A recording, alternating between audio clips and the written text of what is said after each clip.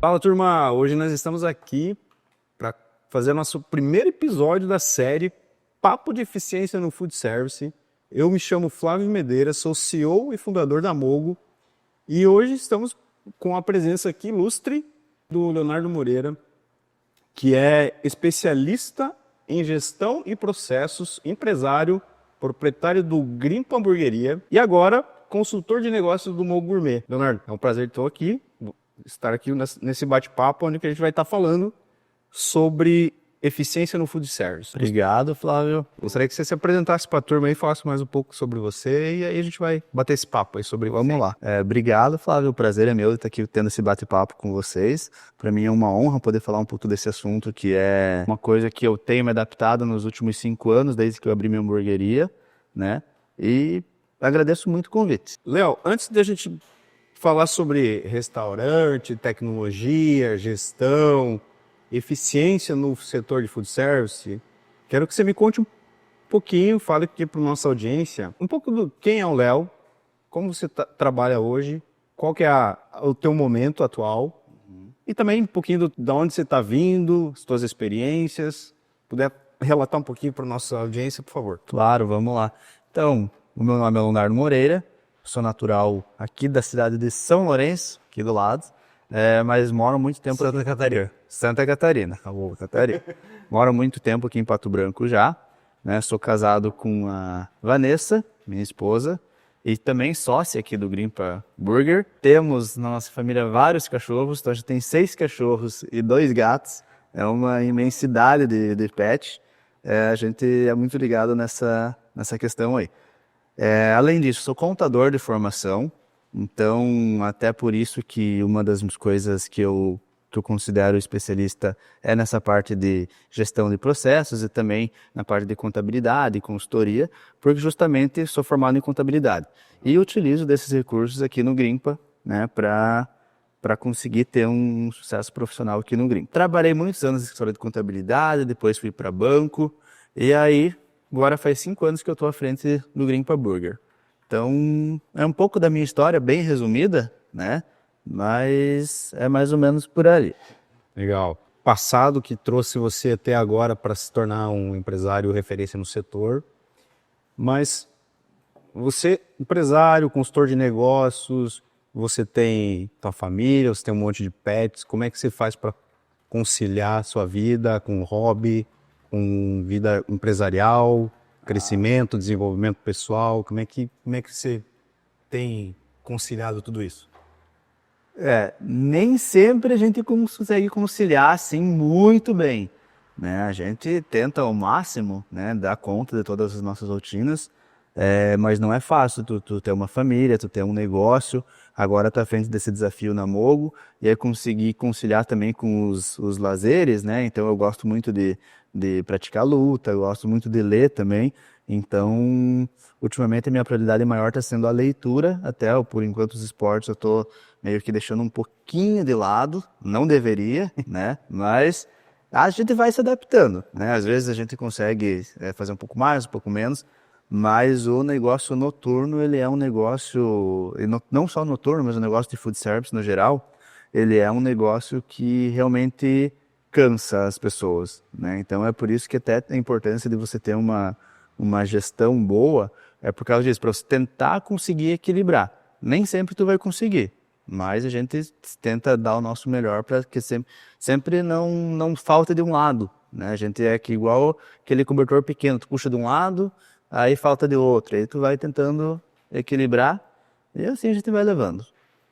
Legal, nós vamos estar falando hoje muito sobre isso, inclusive na questão de a importância de delegar, de você sair um pouquinho da operação, de você poder ter um pouco mais de tempo para a família, de ter cuidar da saúde. Então, que bom que você já consegue fazer isso hoje, né? A gente vai falar um pouquinho mais sobre isso, porque é importante para o nosso público entender como você conseguiu, né, de maneira tão eficiente sair de um momento que você trabalhava você, talvez uma equipe mais enxuta, menor, onde você colocava muito a mão na massa e hoje você consegue ter mais liberdade para assumir outros projetos e delegar muito mais o operacional para uma equipe, né, já mais madura. Mas antes de nós entrar nesse contexto, Leonardo, gostaria muito de saber também, e já agradeço já pelo convite de estar aqui, né, no Grimpa, nesse espaço tão bacana que a gente vê que tem evoluções constantes e um ambiente tão agradável. Eu queria te perguntar o seguinte, como surgiu a ideia do Grimpa? O Grimpa é uma hamburgueria bastante conceitual e diferente do que a gente está acostumado a ver, tem muitas características que são interessantes e curiosas. Como que surgiu a ideia? Foi um sonho, uma oportunidade? Foi um susto que você levou e de repente montou o negócio? Conta um pouco pra ele. Vamos lá, é bem legal tu ter perguntado isso, mas o Grimpa ele surgiu mais de uma inquietude e posteriormente de uma oportunidade, né? Como eu falei para ti no início, eu sou contador de formação e por muitos anos trabalhei em escritório de contabilidade e depois trabalhei também em cooperativa de crédito, em várias parte de contabilidade mesmo, né? Porém, há algum tempo eu não me enxergava mais fazendo isso, né? Eu acho que assim, várias pessoas que estão escutando vão se identificar comigo, mas um belo dia eu estava trabalhando, né? Tava lá no meu trabalho e falei, cara, isso não é para mim, eu não me identifico aqui no escritório, não me identifico, sabe, fechando, na época eu fechava folha de pagamento, né? Então eu não me identifico fechando folha de pagamento e tal, era um processo muito, muito burocrático ali, o dia inteiro fechando planilha. Eu falei, cara, eu não aguento mais fazer isso, eu acho que não é isso que eu quero fazer da minha vida. E aí surgiu uma oportunidade, na época, aqui onde é o Grimpa, ele existia a Cris Trattoria, que é um restaurante bem conceituado aqui da nossa cidade também. E aí eu vim falar com o Cris. Eu falei, Cris, é o seguinte, eu tô assim assado, né? Já tenho uma formação e tal, mas não me vejo fazendo isso e assim, me coloque para fazer aí o que tiver para fazer, qualquer coisa, né?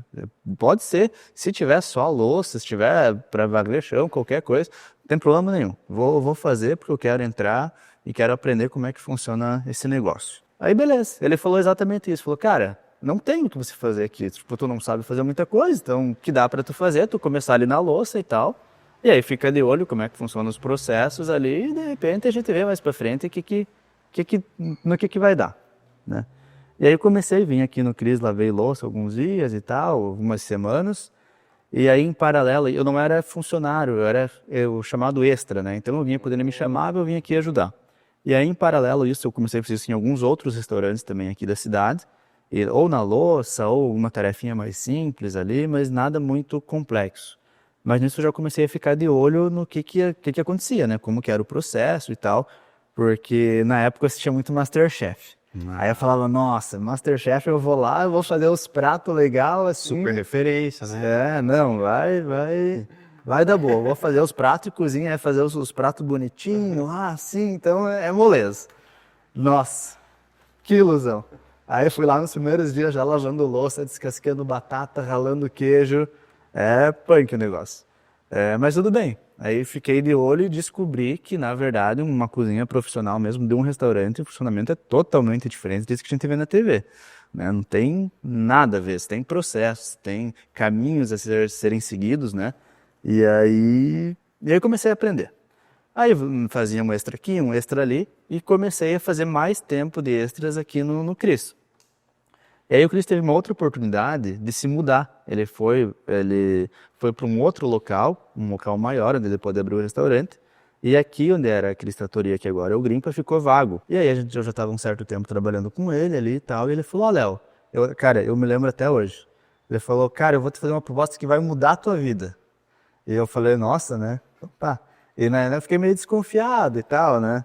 E ele falou, vamos abrir um negócio aqui. Eu não sei o quê. E aí começamos a pesquisar e tal, mas ele me fez a proposta, eu assim, pensei, assim, falei, tá, beleza, vamos lá. Aceitou. Aceitei. Aí a gente começou a pensar o que a gente ia abrir. E na época estava no hype das hamburguerias. Ainda tá um pouco, mas bem menos, né? Eu vejo que com 5 anos, uns 6 anos, até uns 4 anos atrás, estava no boom, assim, tava todo mundo abrindo hamburgueria porque dava dinheiro e não sei o quê. E aí foi aquela loucura de, não, vamos abrir uma hamburgueria então. A gente abriu uma hamburgueria. Mas desde o início eu não queria abrir nada genérico, não queria abrir tipo Não quero vender um cheeseburger, não quero vender um x-salada, alguma coisa assim.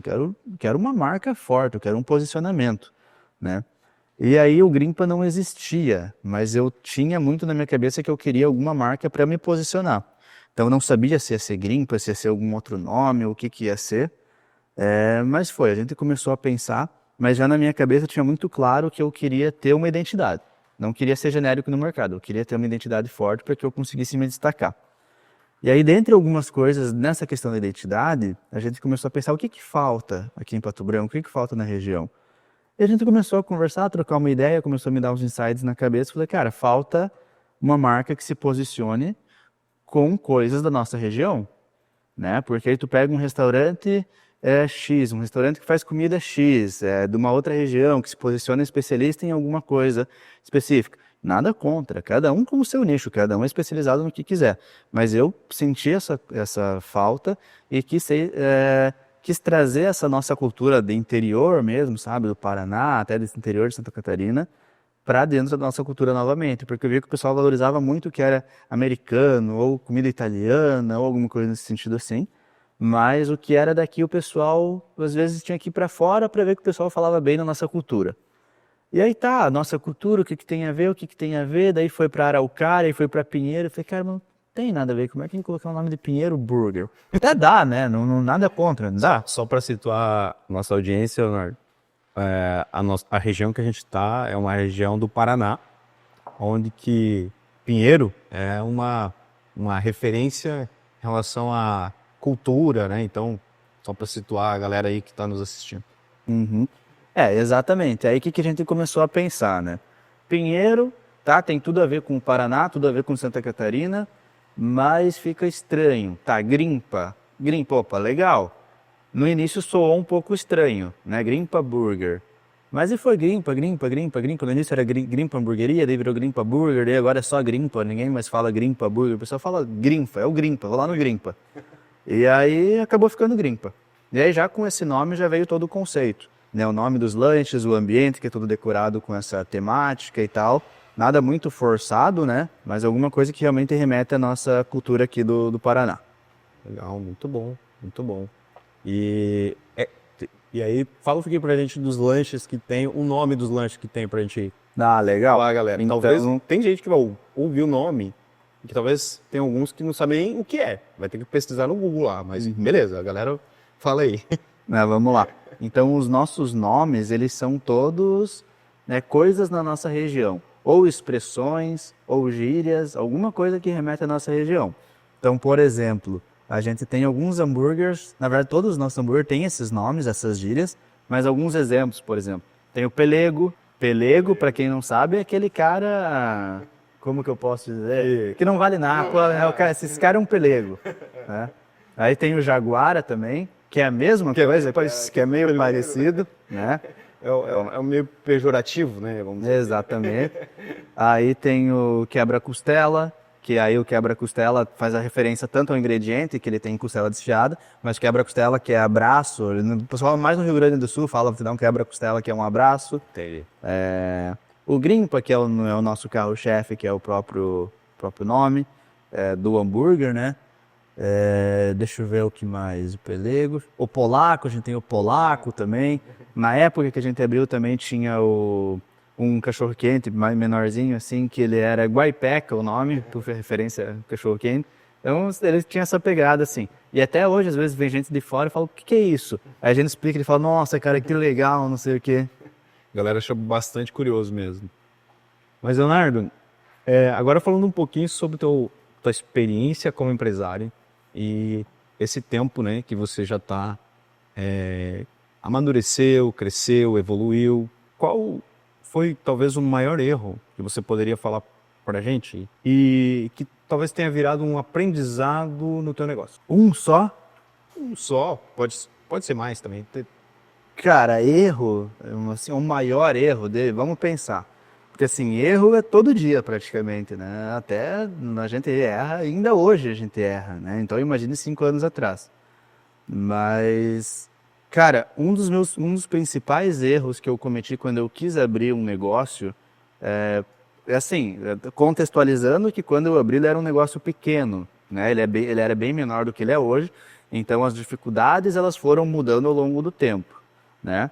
Mas o principal erro que eu tive, assim, não foi nem muito de processos ou nada nesse sentido, mas foi simplesmente, até tem a ver com processo, mas foi assim, simplesmente eu não ter noção de tudo que envolvia e eu não saber fazer todos os processos. Porque hoje, quando a gente fala de uma empresa um pouco maior, um pouco mais robusta, é claro que o proprietário ele vai gerir esses processos, mas ele não vai colocar a mão na massa, muitas vezes, né? A partir de um tempo que a empresa começa a ganhar um corpo, ele vai mais administrando, mais vendo algumas questões estratégicas, e ele para de colocar a mão na massa. Porém, para quem tá assistindo isso e está vendo, se você vai abrir um negócio pequeno, cara, é muito importante você saber colocar a mão na massa. É muito importante. Nos primeiros meses, no primeiro ano, você tem que saber o funcionamento de uma cozinha, você tem que saber o funcionamento do bar, do salão, se teu restaurante tiver mesas também, né? Porque, cara, um dos nossos principais problemas ainda hoje é a mão de obra. E mesmo agora, a gente tendo uma equipe um pouco mais formada, a gente ainda tem alguns problemas de mão de obra, mas naquela época era mais delicado, porque eram funcionários novos que não sabiam também muitas vezes o processo, e aí eles vinham pedir para mim, eu também não sabia, e aí a gente tentava aprender junto, e até alguns funcionários até um pouco mal intencionados, assim, sabe? Ah, isso aqui não dá para fazer porque por algum motivo esdrúxulo, aí você não sabia se dava, se não dava, se concordava com o cara. Então eu vejo que um dos principais problemas, um dos principais erros foi isso. Abrir um negócio antes de ter dominância total de como que eu ia fazer os processos, de como que ia fazer algumas coisas e de ter uma experiência mesmo na cozinha, né? Essa é a minha realidade, porque eu abri pequeno. Ora, o empresário que já abre com capital maior para investir, que ele já é um investidor de restaurante, aí é outra história, né? Aí o cara já vai ter pessoas abaixo dele que vão saber o processo, que vão fazer uma gestão mais legal, né? Mas para quem abre pequeno, eu acho que esse foi um dos principais erros que eu cometi. E teve algum momento que você pensou, se eu não mudar isso, meu negócio não vai sobreviver? Teve e ainda tem muito recentemente, né? A gente está falando de um setor que está com as margens extremamente apertadas, né? Que está difícil segurar os preços dos insumos, está difícil você não reajustar o cardápio, está difícil você conseguir uma mão de obra especializada para você trabalhar. Então, já teve muitos momentos assim, inclusive muito recentemente teve um momento que a gente chegou e aí até um pouco tempo atrás eu até trabalhava numa operação, agora a gente tem um gerente que cuida dessa parte, também tem a Vanessa, minha esposa, que está muito à frente disso, graças a Deus, e é graças a ela também que eu consigo tá com esses outros projetos e fazendo essas outras coisas mais na parte estratégica. Mas a pergunta foi se teve alguma coisa que a gente teve que melhorar para não fechar as portas. Basicamente foi isso que você perguntou, né? Quando você fala isso, é principalmente na questão de gestão financeira mesmo, gestão financeira e gestão de estoque. Então, a gente volta e meia se pega pensando, a gente vai lá para a nossa DRE, para o nosso fluxo de caixa, e fica pensando, cara, esse percentual de folha está muito alto, esse percentual de CMV está muito alto. Cara, o que a gente vai fazer? Mas alguma coisa você tem que fazer. E aí, se você não tem um relatório, uma DRE, se você não tem um fluxo de caixa, se você não tem informações para você tomar a decisão, cara, isso compromete muito o teu negócio. E isso foi uma coisa que eu pensei lá atrás, mas volta e meia eu me pego pensando nisso. Cara, eu acho que esse número tá errado, eu acho que isso aqui não tá batendo muito legal. E aí tu vai, olha, tu esmiuça isso para tentar descobrir o que é. Mas, assim, de fato, se eu não tivesse uma gestão financeira minimamente razoável, porque, assim, a gente não é perfeito, a gente ainda tem muitas coisas a melhorar. Mas se não tivesse uma gestão minimamente razoável, muito possivelmente a gente já teria fechado as portas. Entendi. Léo, e toda essa vivência, toda essa experiência que você teve, o que exatamente ligou o Leonardo, empresário, com a Mogo, que é um sistema de gestão, ERP, que cuida de processos, cuida de gestão, cuida de toda a parte financeira, que cuida do atendimento. Como que... Onde que houve uma conexão entre as partes aqui? A tua pergunta é no sentido da Mogo como cliente ou da Mogo como profissional agora? Vamos começar como cliente. Você pode falar um pouco como você conheceu e como que você decidiu? Vamos lá, eu conheci a Mogo já 5 anos atrás, porque, na verdade, assim, vamos abrir um parênteses um pouco maior, vamos voltar um pouco mais no tempo. Tá. Eu conheço o Flávio há muito tempo, né? Há mais de 10 anos. Antes dele fundar a Mogo, eu já conhecia ele. E eu sabia na época que ele ia abrir um negócio, mas não sabia muito exatamente o que era, alguma coisa de sistema. E aí, beleza. Aí passou um bom tempo, a gente nunca mais conversou, né? E aí, a gente, quando resolveu abrir aqui a hamburgueria, o Grimpa, o meu antigo sócio já trabalhava com vocês, né? Ele já utilizava Mogo. Então, pra gente não teve nem muito o que pensar, assim, não, tem um Mogo, só faz uma nova base ali, a gente começa a utilizar. E aí, no início, a gente começou a utilizar o normal, né? O que todo mundo começa, frente de caixa e delivery. Só isso, né? Basicamente, às vezes eu usava para cobrar as mesas, para cobrar os comandos e para sair os delivery. Nem relatório de receita não olhava nada, assim, era só para atender a gente. Operacional mais básico, assim. E por muito tempo ficou assim. Por uns 2 anos, mais ou menos, ficou assim. Né? No primeiro ano foi bem difícil, a gente quase quebrou. Muito por causa do resguiço da pandemia. E aí no segundo ano a gente começou a olhar um pouco mais essa questão de ficha técnica, de custo, de margem de produto, mas não era assim nada muito elaborado, era uma coisa mais da nossa cabeça, muito controle em Excel, muita coisa à parte do sistema. Teve uma época que a gente fez uma consultoria, né, que inclusive foi com o Gregory, que ele tá na Mogo ainda. A gente fez uma consultoria com ele e assim, os nossos horizontes se abriram. Né? Foi uma época que a gente não tinha dinheiro para pagar a consultoria, arrumou dinheiro não sei da onde, né? Fez um esforço lá, parcelou, a Momo facilitou bastante a gente nesse sentido, mas conseguiu fazer de ter consultoria. Depois de já ter feito vários cursos e não ter dado certo, essa consultoria ela abriu nossos olhos porque a gente começou a fazer a gestão direto no sistema mesmo. Então tudo dentro do ERP, da solução da Mogo. E aí eu fui me aproximando cada vez mais da Mogo. Bom, o Flávio sabe, né? Cada tantos dias eu falava, Flávio, o sistema não tem isso, cara, tem que arrumar, porque pra gente controlar isso aqui não dá assim, tem que ter um relatório a mais aqui, tem que ter um negócio a mais aqui. E aí essas sugestões sempre ouvidas e sempre colocadas para dentro do sistema. Então o meu relacionamento com a Mogo começou assim.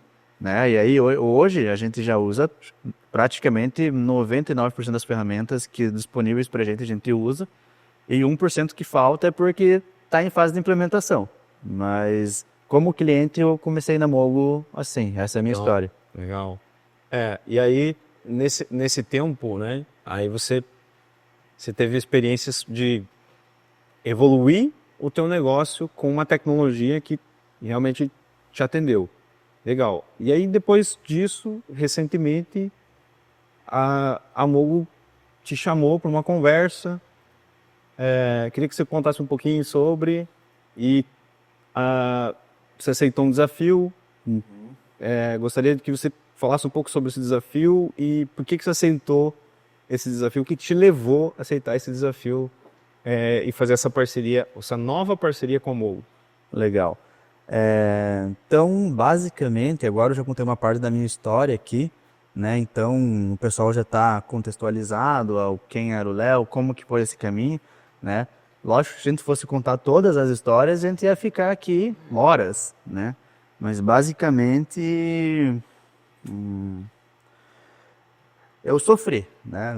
Essa é a palavra. Eu sofri quando eu abri o meu negócio. Como todo dono de varejista. Então, para quem é dono de bar, sabe que não é fácil, que é sofrido. Então, não foi diferente de ninguém. Eu não comecei assim, nossa, eu vou abrir um bar. Comecei com aquele sonho, vou abrir um bar, vai dar certo, não sei o que e tal. Mas não foi bem assim. O sonho é trabalhar menos, ganhar mais, ficar de boa. E delegar um pouco para os funcionários, né? E tirar umas férias, assim, de vez em quando. Mas não é essa a realidade, né? Então, realmente foi muito sofrido, foi muito, muito lutado, né? Porque a gente já, principalmente no primeiro ano, como eu falei, a gente quase fechou as portas. E aí depois foi se reerguendo pouquinho a pouquinho. E no meio do caminho, eu encontrei muita gente que prometia ajudar, e que no final só pegava dinheiro dos empresários de restaurantes. Então, basicamente, eu já passei por alguns cursos desses que a gente vê aos montes na internet, no qual você dá uma grana preta pro cara, que promete te ajudar, que promete revolucionar teu restaurante, e é só isso, é só promessa. É promessa em cima de promessa. Cada aula não, porque na aula que vem a gente vai te ensinar a fazer isso. Daí na aula que vem a gente vai te ensinar a fazer isso. E a aula que vem nunca chegava, sabe? E aí, além de perder tempo, a gente perdia um monte de dinheiro e continuava com a gestão ruim. Então a gente não conseguia evoluir nossa gestão. E isso me marcou muito. Isso me marcou demais, cara. Eu falei, cara, não é possível, cara. O setor de restaurante, ele é muito amador.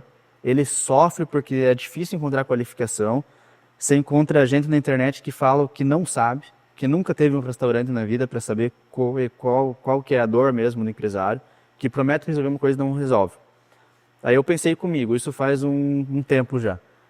Falei, cara, tem alguma coisa errada. Eu vou tentar ajudar da forma que eu posso esses empresários a chegarem num nível pelo menos razoável. Que não seja assim uma gestão excelente, mas que pelo menos consigam fazer o básico bem feito para que sobra um dinheirinho no final do caixa, no final do mês, né? Porque o que interessa no final das contas? É que sobra dinheiro no caixa no final do mês. É isso que importa. Então, se tu tem o dashboard mais avançado, se você tem simplesmente o fluxo de caixa bem feito, o que importa é se vai sobrar um pouco de dinheiro no final do mês e é isso. Agora, se começa a faltar dinheiro no final do mês, é problema. Eu falei, eu tenho que ajudar essa gente. Eu adquiri uma experiência, eu busquei, e assim como teve muita gente que me enganou, teve também muita gente que me ajudou. Teve muita gente que me abriu as portas. E eu falei, eu tenho que ser generoso com a sociedade nesse sentido. Cara, eu consegui chegar num certo nível e não tem por que eu não ajudar as pessoas. Então eu vou ajudar sim quem tá precisando, quem tá tão sofrido. De repente o cara tem um sonho. O cara não abre um bar para bonito, ele abre porque ele tem um sonho. Né? Então eu vou ajudar essas pessoas que têm um sonho. E aí eu comecei por conta, sabe? Eu comecei a publicar algumas coisas no meu Instagram, comecei a fazer alguns vídeos ensinando a fazer algumas coisas, algumas gestões. Só que devido ao meu tempo escasso, eu não consegui ir para frente. E também não teve um engajamento tão rápido, porque rede social é um pouco complicado, né? Tem que manter uma frequência ali, tu tem que alcançar as pessoas. Eu não estava conseguindo alcançar as pessoas. E aí esse projeto não morreu, ele ainda continua, mas mais fraco. E aí eu comecei a pensar, cara, sozinho vai ser muito difícil eu mudar o mercado. Né? Ele é um mercado ainda, infelizmente, amador. E isso me dói dizer isso, que o ramo que eu faço parte ainda é amador, porque tu pega comércio, indústria, muitas vezes é muito mais estudado, tem muito mais gestão do que o próprio restaurante. E eu queria ajudar, mas eu pensei que sozinho eu não ia conseguir. Aí que surgiu a Mogo. Aí eu falei com o Flávio. Na verdade, quando eu falei com o Flávio, não era para eu ir trabalhar na Mogo, eu estava com algumas outras ideias para empreender nessa área de restaurante, que também seria para ajudar os empresários, mas não era para propriamente trabalhar na Mogo. Mas eu sabia que sozinho eu não ia conseguir fazer nada, não ia conseguir mudar o mercado sozinho. E aí agora tu pode contar da tua parte, que como que foi essa minha ida, porque foi muito assim, eu fui te falar uma ideia, daí tu me falou a tua ideia, daí eu falei, nossa, tem tudo a ver com a minha ideia, então vamos juntar essas ideias e fazer alguma coisa legal. Isso é interessante, né? O pessoal saber, Leonardo, porque você criou um propósito. E o teu propósito é ajudar o setor de bares e restaurantes, ajudar empresários a sofrerem menos do que você sofreu, né? Então, quando eu ouvi isso de você, eu falei, cara, a gente pode fazer alguma coisa junto. A gente tá falando a mesma língua. E aí que surgiu essa ideia de te chamar, então, para compor o time da Mogo. E aí, dentro desse contexto, a gente está buscando evoluir agora algumas coisas que a gente já vinha conversando. E estamos aqui hoje fazendo esse primeiro episódio sobre papo de eficiência, porque a gente está construindo dentro da Mogo algo que você vai nos ajudar a fazer, que é trazer eficiência para o setor de food service. Então, quando eu ouvi de você ali, que você estava realmente com esse propósito, falei, cara, é isso. Se você quiser, a gente tem como crescer junto e nos ajudar aí nesse sentido. Então, deu match. Deu match. É isso. Deu match. É isso. Mas, Leonardo, é assim, a gente também quer saber um pouco sobre, ainda dentro do contexto de que você quer ajudar o setor e que agora você tem alguns desafios não somente regionais, porque a Mogo é uma empresa já em âmbito nacional e a gente já atende clientes no Brasil inteiro. Temos, vamos dizer assim, uma forma de alcançar muito mais pessoas, muito mais empresários, né? Como que você vê esse crescimento em relação a elevar o nível de consciência no sentido de gestão a nível de Brasil? Como é que você vê essa evolução do mercado? Porque você comentou ali, profissionalizar o setor, né? Quando a gente fala profissionalizar o setor, não é somente a área operacional. Não é só técnico, né? Não é só técnico. A gente está falando de profissionalizar os empresários e as empresas. Então, dentro desse contexto, como é que você vê essa evolução? Como é que você vê que realmente a gente pode sair de um setor amador, como você falou, muito amador, né? Não que todo mundo, né? Não generalizando, mas a gente sabe que tem um grande percentual que para um setor mais profissional, especialmente para as figuras de liderança das empresas. Eu vejo que no Brasil, se me permite fazer uma comparação, a gente tem dois tipos de negócio no food service. No primeiro estão as franquias, né, as grandes franquias, e estão os restaurantes médios, que aí pode ter 1, 2, 3 ou mais unidades, mas que já tem um nível de gestão e de excelência um pouco maior, e é esse pessoal que ganha dinheiro. E aí a gente tem todo o resto, que é, assim, não tenho dados, tá? Isso é fonte, é minha cabeça, então não sei dizer ao certo, mas que pela minha experiência empírica é 60%, 70%, se não mais. Eu acho que beliscaria 70%, até mais que isso. Até mais, né? Que é todo o resto da cadeia que está abaixo, que é esse pessoal que não ganha dinheiro.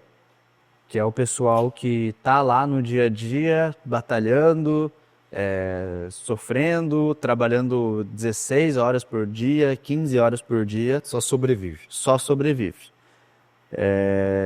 E ainda, então, para responder a tua pergunta, eu vejo que a maioria das empresas estão nesse nível. E muitas vezes elas não têm nem consciência que elas estão nesse nível e que há uma possibilidade delas chegar num nível superior. Então, eu vejo que tem muita pessoa do setor de food service que está num nível de consciência que às vezes, talvez eles achem que está lá longe, assim, um negócio que talvez um dia eles possam chegar num nível de ter um restaurante que dê dinheiro, né? Mas por enquanto não é a realidade deles, então eles não dão aquele passo para frente. E o nosso objetivo como Mogo é alcançar essas pessoas que estão olhando e que acham que está lá no fundo, mas que acham que não é para elas, que acham que é uma coisa muito distante, sabe? E na verdade não é, né? A gente com uma gestão ali simples, a gente consegue trazer resultados muito bons para essas pessoas. Não é fácil, né? A pessoa tem que querer, porque não vai acontecer sozinho, mas a gente consegue.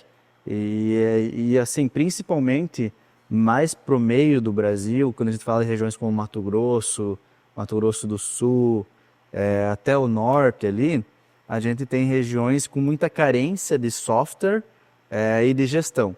Aqui no Sul a gente é muito melhor atendido nessa questão de infraestrutura.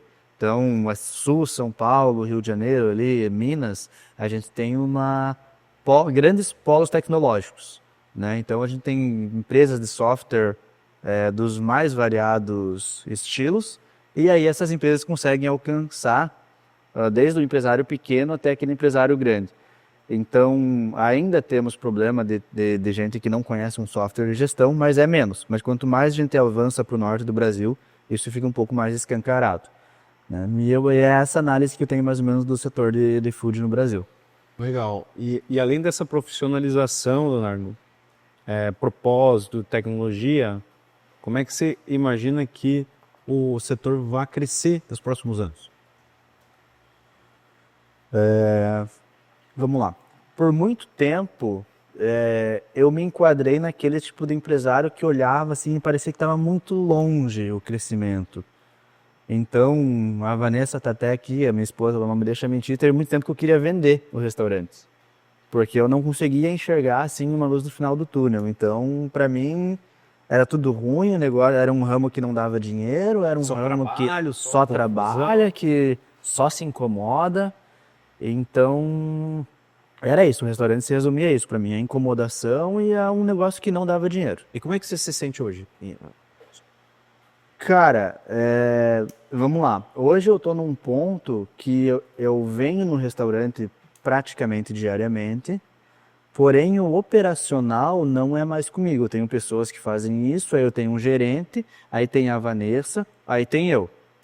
Então, para chegar a um problema, primeiro, a Vanessa é excelente, ela resolve tudo, né?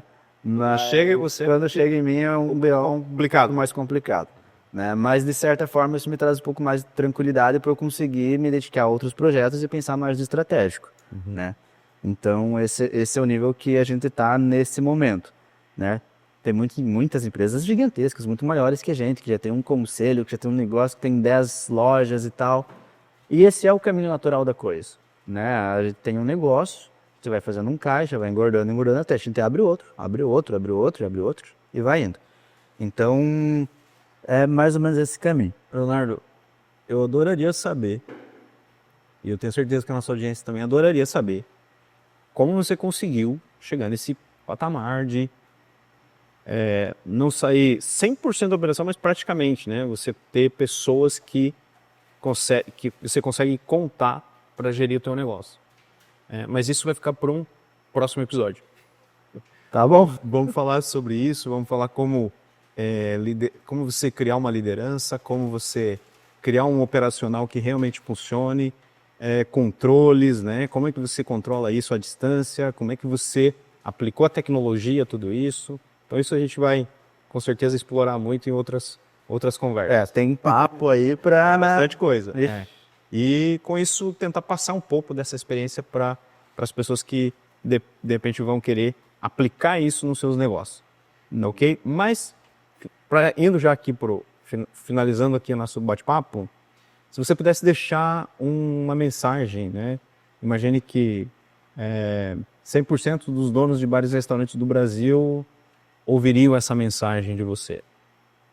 Qual é a mensagem que você gostaria de deixar para incentivá-los, para, sei lá, para talvez motivá-los, para talvez eles não desistirem e seguir talvez um rumo de sucesso?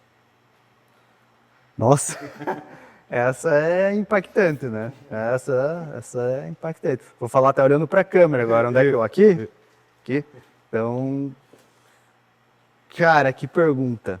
Mas o recado que eu daria para quem tem restaurante é a primeira coisa. Eu sei que é um ramo dificílimo, que a maioria das pessoas entra com um sonho, que muitas vezes sem especializações elas abrem uma cozinha e querem prosperar e querem crescer, contratar um funcionário e no final das contas realizar seu sonho, né? Então eu sei de tudo isso, sei que é difícil, porém o que eu tenho para dizer é que sem gestão, muito provavelmente o teu sonho vai morrer antes de você realizar ele.